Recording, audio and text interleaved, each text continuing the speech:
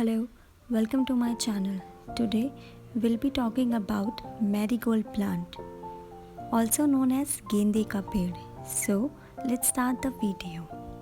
First, we will use a stone to cover a drainage hole, and for potting mix, I am using 40% of cow dung and 60% of soil.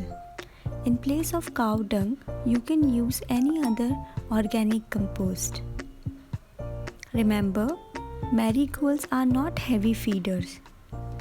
No matter which soil you opt for, just be sure that it is well draining.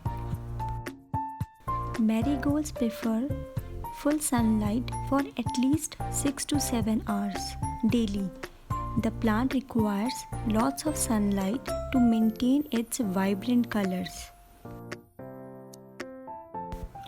Pinching.